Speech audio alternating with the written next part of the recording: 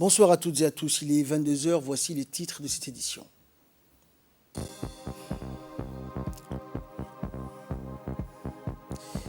La 41e conférence générale de l'UNESCO s'est ouverte donc à Paris et le ministre de l'Éducation nationale participe à cette conférence accompagné d'une importante délégation. Et concernant la COP26 qui se tient à Glasgow en Écosse, les négociateurs africains ont appelé les pays pollueurs à tenir leurs promesses. Voilà donc pour les titres. Bonsoir à tous. Le directeur de cabinet du ministre de la Culture, Salifou Keïta, a parrainé hier soir au Palais du Peuple le deuxième défilé de mode grand public de la 7e édition du Salon international du textile africain. Le ministre du Commerce, la ministre de la Jeunesse et de la Culture y ont pris part donc aux côtés du directeur du cabinet du ministre de la Culture, du commissaire du CITA et de nombreux stylistes et mannequins conviés à ce défilé de mode ouvert pour le public. Objectif donc créer un cadre idéal d'expression artistique et promouvoir le style vestimentaire et habillement traditionnel valorisant le textile africain. C'est l'occasion aussi de donner un engouement pour les jeunes tout en stimulant une saine compétitivité contre les mannequins donc et stylistes. Et donc une grande soirée a été organisée, un jury constitué pour la sélection des meilleurs stylistes africains, des stylistes et mannequins issus de 34 pays qui ont pris part à ce défilé du CITA. Et donc une soirée exceptionnelle qui a vu la participation de plusieurs jeunes également.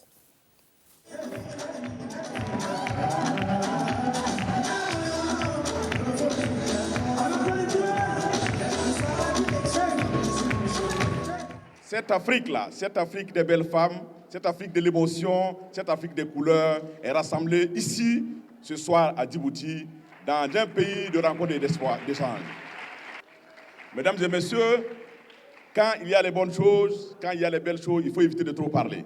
Parce que comme je le disais, toutes les belles femmes du monde sont représentées ici ce soir et nous saluons votre présence. Je vous remercie. Et juste après le show d'ouverture, donc, savourons ensemble la création et les talents africains dans le domaine du textile. Regardez.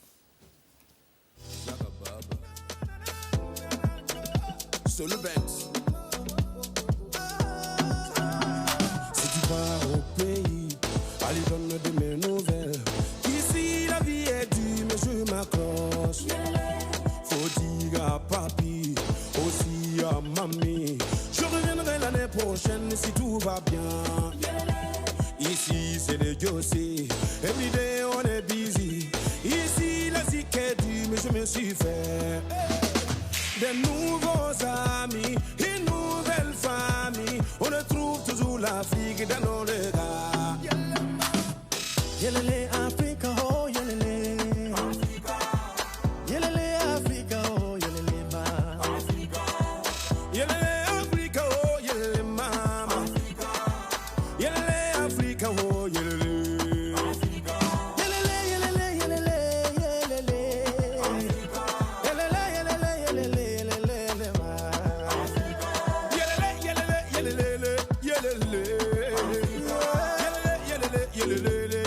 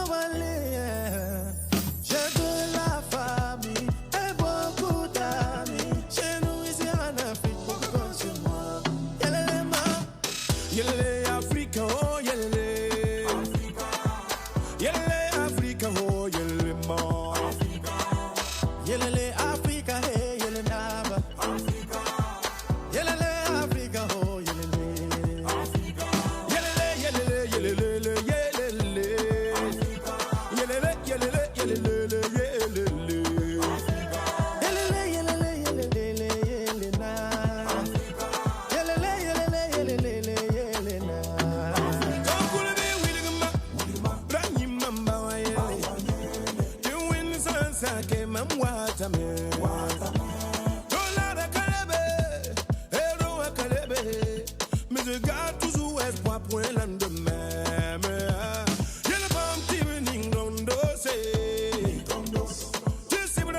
pas même à moi ta main. No what to the go, baya toto, baya bito. No la distance ne tue pas l'amour.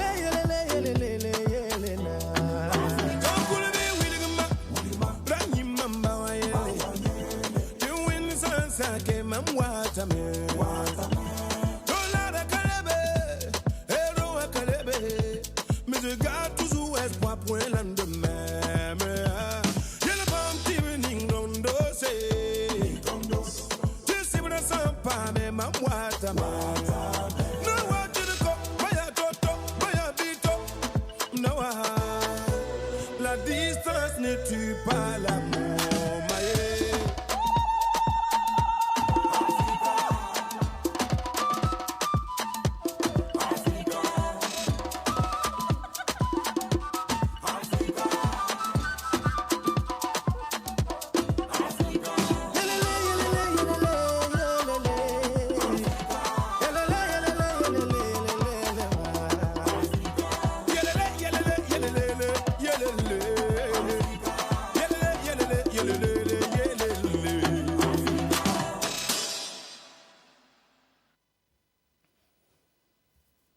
Et lors des discussions des panélistes hier, une thématique sur le commerce électronique a été à l'ordre du jour, un enjeu, une perspective pour le développement de l'industrie du textile africain, une thématique d'envergure majeure dans un contexte où le numérique et la digitalisation de l'Afrique sont des défis. Les panélistes donc ont échangé leurs points de vue et leurs expériences. Et en effet, aujourd'hui, la croissance du commerce électronique en Afrique se heurte à des obstacles. Trop de jeunes entreprises ne sont pas rentables. Entrepreneurs donc sont confrontés à une confiance et à des compétences électroniques exceptionnellement faibles de la part des consommateurs. On a recommandé l'ouverture diligente des cycles de négociation sur les effets d'habillement. En termes de recommandations également, il y a combler les fractures numériques qui existent entre les personnes, par exemple en étendant l'accès à des connexions haut débit abordables et de qualité aux régions rurales et mal desservies, en améliorant l'inclusion financière et en renforçant la confiance et l'acquisition de compétences permettant d'utiliser le commerce électronique. Encourager l'utilisation du commerce en ligne parmi les groupes les plus vulnérables, donc par exemple en mettant en place des services de livraison de proximité pour les personnes âgées en leur réservant des créneaux de livraison particuliers. Veiller à ce que les consommateurs vulnérables soient protégés contre les pratiques commerciales déloyales et les produits dangereux. On en parlait un peu en haut par rapport à la législation. Encourager la création de modèles économiques innovants pour le commerce électronique en veillant à ce que les cadres réglementaires demeurent suffisamment souples pour permettre aux entreprises de combiner activités en ligne et hors ligne.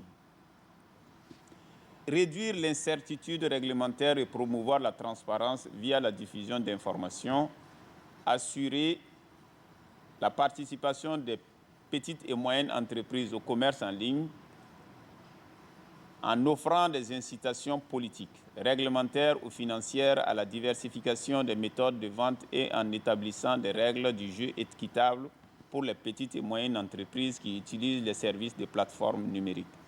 Et enfin, réduire les goulots d'étranglement dans l'environnement d'appui au commerce en ligne. Et la 7e édition du Salon international donc, du textile africain bat son plein. Les stands d'exposition restent toujours garnis, et notamment le stand de l'Union nationale des femmes djiboutiennes, des femmes artisanes donc venues de Tadjoura et de la région de Dikil. Des stands parmi lesquels une bonne représentation djiboutienne. C'est ainsi que Hawin Gari a exposé des articles spécialement conçus pour les cérémonies de mariage. En effet, Madame Hibo s'est spécialisée dans la couture pour mariage. Membre de la diaspora djiboutienne, Hawin Gari a déjà fait ses épreuves et possède donc des boutiques à Londres du reste du Royaume-Uni. Elle a déjà donc également ses boutiques à Djibouti.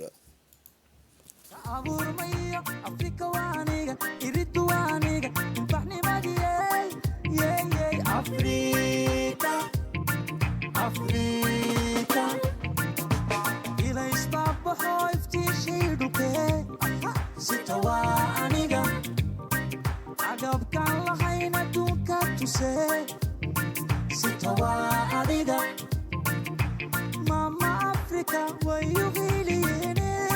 Sitawa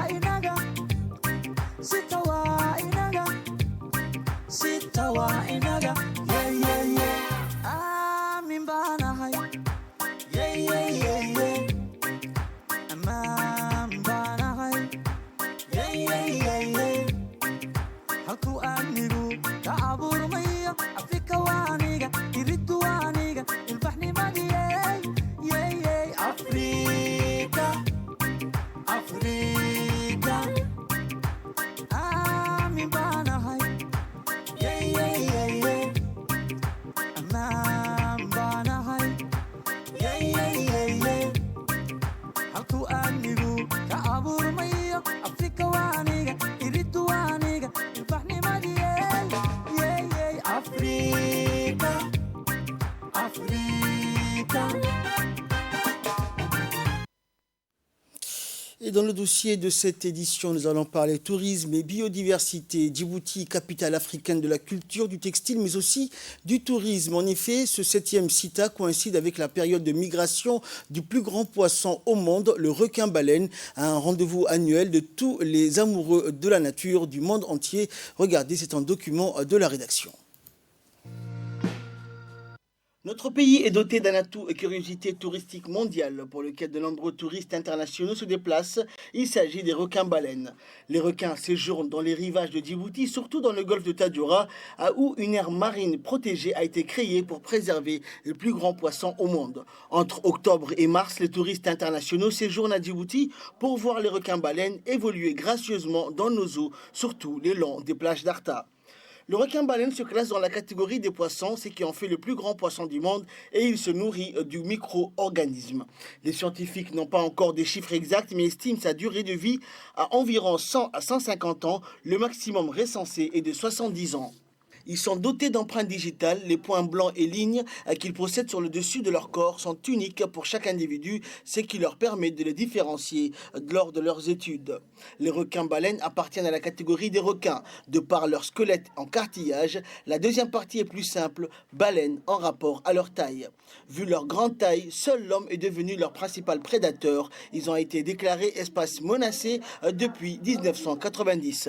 Raison pour laquelle le gouvernement djiboutien a pris des dispositions réglementaires pour protéger les requins-baleines, notamment leur site de migration pour la ponte annuelle. Une aire marine protégée a été créée à cette occasion. En effet, ces requins-baleines renforcent les activités touristiques. Et pour pérenniser le passage des requins-baleines à Djibouti, notre pays a pris des mesures pour les protéger, raison pour laquelle une aire marine protégée a été créée. Une aire où ils évoluent a été créée sur les différentes plages d'Arta. Les hélices des bateaux qui passent dans le golfe sont une menace pour ces animaux très prisés par les touristes qui font des milliers de kilomètres pour les voir évoluer. Certains arrivent même à les toucher. Des éco-gardes sont formés pour protéger les plus grands poissons qui s'invitent périodiquement chez nous. Leur présence renforce les activités touristiques dans notre pays. Les touristes internationaux ont besoin de moyens de transport en barque pour voir les requins-baleines, sollicitant la présence des guides. Tous ces atouts ont fait que le gouvernement a mis en place des lois pour les protéger.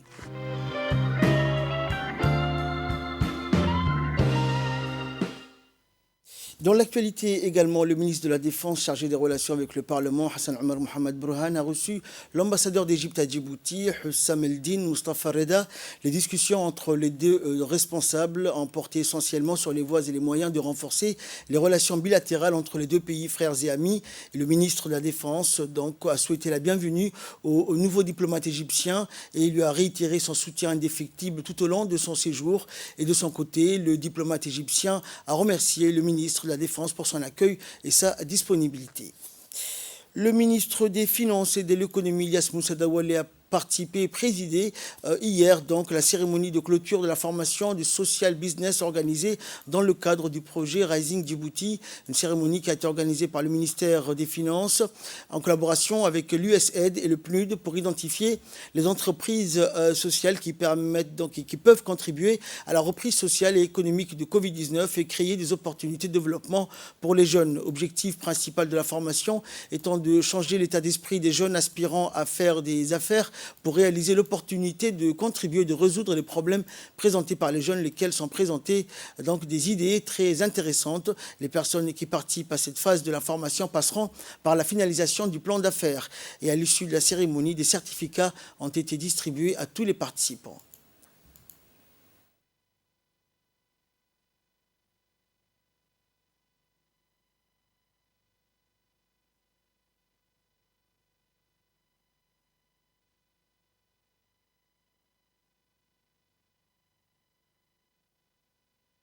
Nous voudrions vous donner un commencement, mais pour vulgariser votre idée, pour changer la vie ici à Djibouti, pour assurer que le développement de Djibouti continue, c'est dans votre main.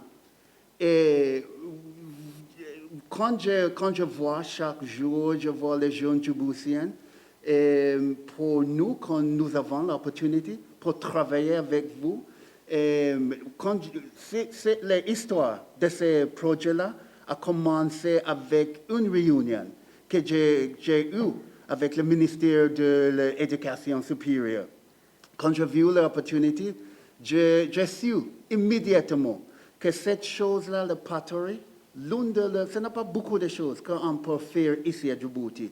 Mais avec l'agile, on peut faire les belles choses, les beaux choses comme ça à Djibouti. Écoutons à présent l'intervention du ministre de l'Économie et des Finances, Ilyas Moussa Daoualé. L'objectif recherché est principal, c'est-à-dire celui de donner, de renforcer les capacités des jeunes filles en particulier. Et je suis très heureux d'observer ici l'équilibre,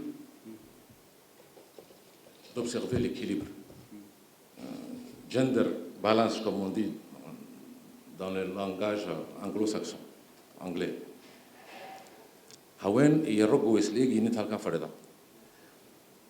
Donc, à mon sens, il y a beaucoup d'idées intéressantes. On vous encourage à aller davantage et l'approfondir. Notre objectif, c'est de créer un tissu de très petites unités de production ou petites entreprises. Et c'est la mission du ministère de l'Économie et des Finances en charge de l'industrie. Vous avez des idées intéressantes, vous avez de l'enthousiasme,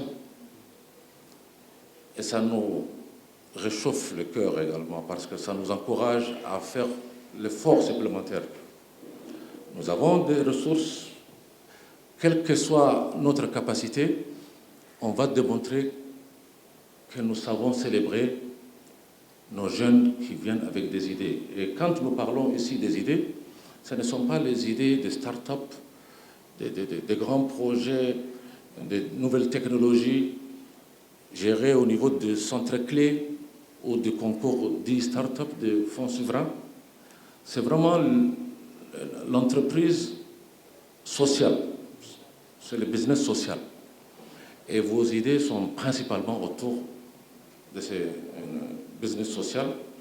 Et vos projets futurs sont également destinés à servir notre communauté. La 41e conférence générale de l'UNESCO, l'Organisation des Nations Unies pour l'éducation, la science et la culture, organisée au siège même de l'UNESCO de Paris, a vu la participation de plus de 180 pays. La conférence durera du 9 au 27 novembre 2021. Conférence donc qui est une rencontre biennale de haut niveau qui permet à l'organisation de partager avec les délégations gouvernementales et les représentants des ONG les avancées sur le terrain, l'impact des décisions de l'organisation, les nouvelles orientations, les changements en cours et les perspectives. Et pour cette 41e conférence générale, la délégation djiboutienne était conduite par le ministre de l'Éducation nationale, Moustapha Mohamed Mahamoud, également président de la commission nationale UNESCO. Et il était accompagné de l'ambassadeur de Djibouti en France, Ayed Moussaïd Yahya, chef de la délégation permanente de l'UNESCO pour Djibouti. Le secrétaire général de la commission nationale UNESCO et les conseillers techniques du ministre ont également participé à cette conférence. Et après l'ouverture, le point d'orgue de la première journée fut la réélection de la directrice générale de l'UNESCO avec une écrasante majorité pour un nouveau mandat de 4 ans. Et en marge de la conférence générale de l'UNESCO, lors du débat de la politique générale, le ministre de l'Éducation nationale, Moustapha Mohamed Mahamoud, a d'abord, dans son discours, félicité la directrice générale de l'UNESCO pour sa brillante réélection. Ensuite, elle a exprimé sa satisfaction quant à l'organisation de la conférence générale qui intervient à un moment où les restrictions sanitaires nées de la pandémie ont failli compromettre l'organisation de la conférence en présentiel. Et aussi, le ministre a loué le travail formidable de l'UNESCO qui a permis à un nombre important de pays à contrer les effets de la Covid et qui a bouleversé, comme aucun autre phénomène, la vie des hommes. La coalition mondiale pour l'éducation de l'UNESCO en est un exemple qui illustre donc parfaitement la capacité de l'UNESCO à concevoir dans des délais records et à mettre en œuvre des solutions rapides, efficaces et pérennes. Et par ailleurs, le ministre est revenu sur la coopération fructueuse entre Djibouti et l'UNESCO lors de son intervention. Écoutons justement donc l'intervention du ministre Moustapha Mohamed Mahamoud lors de cette 41e conférence de l'UNESCO.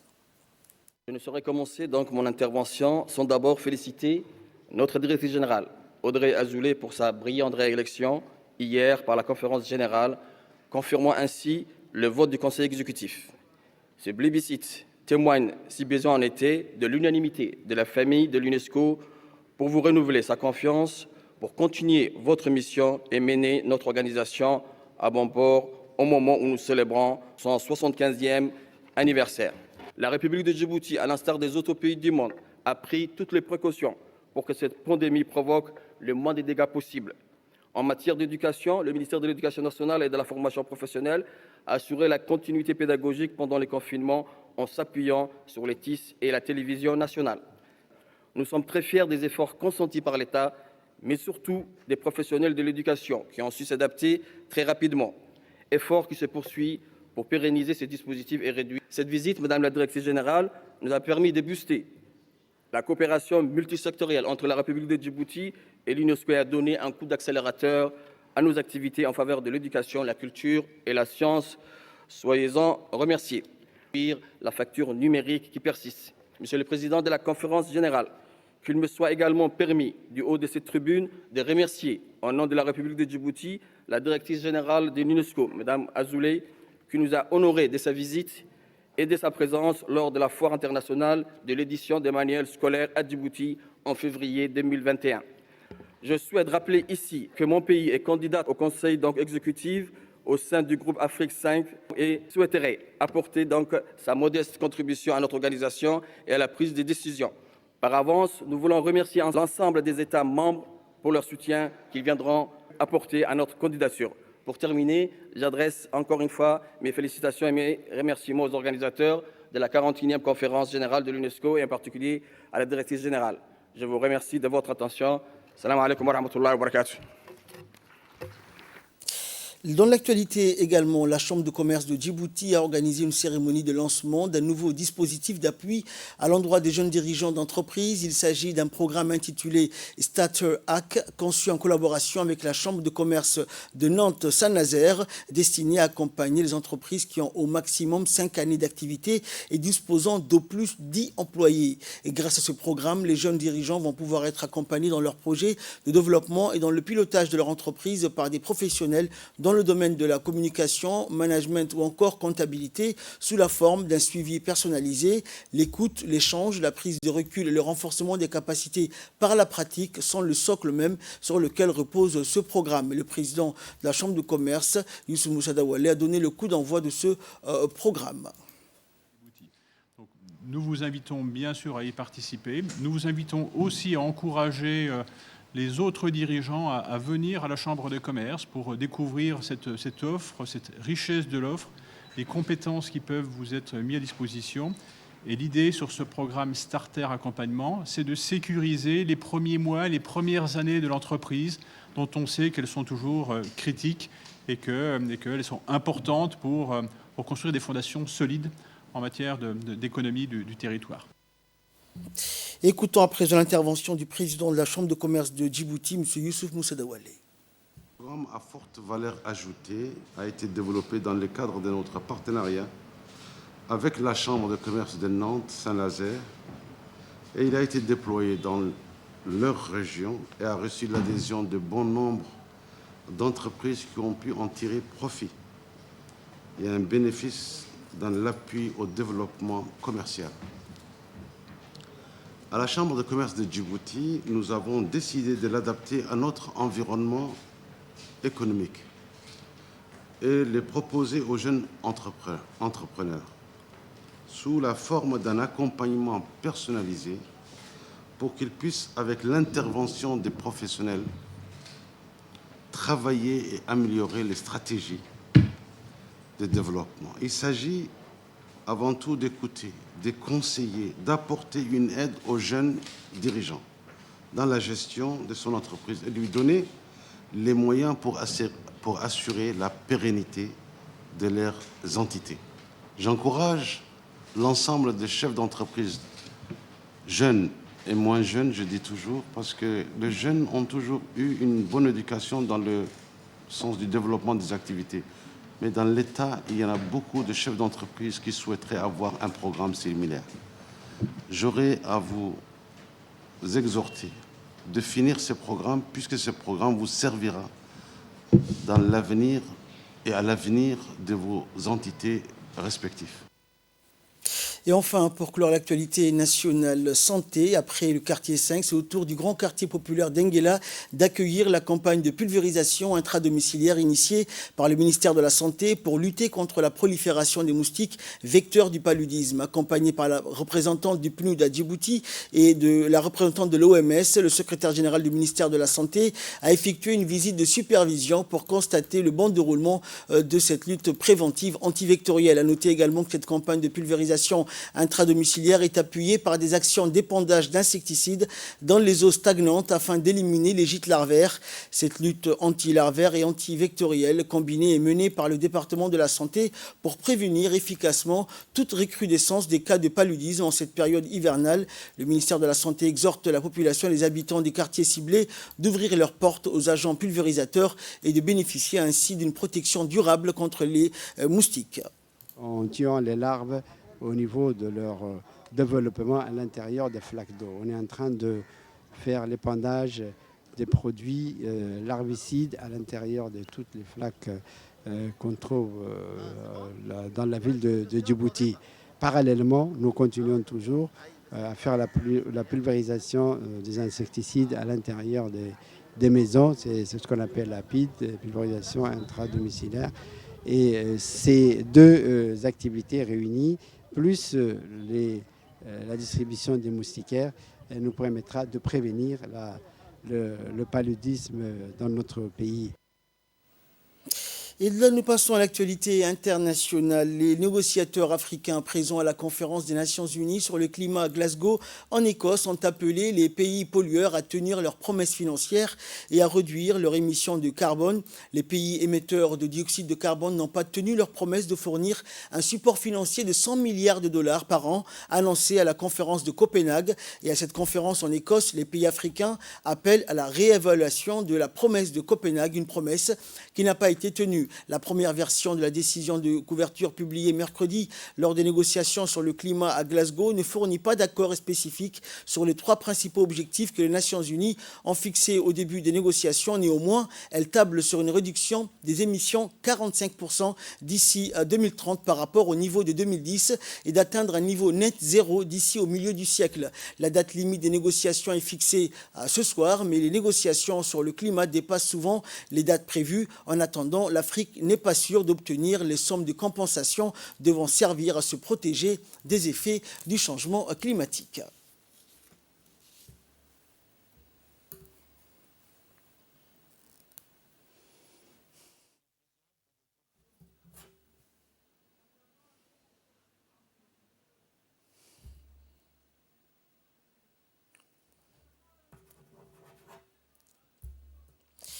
C'est ainsi donc que prend fin cette édition. Merci à vous de l'avoir suivi. Excellent week-end sur Télé Djibouti.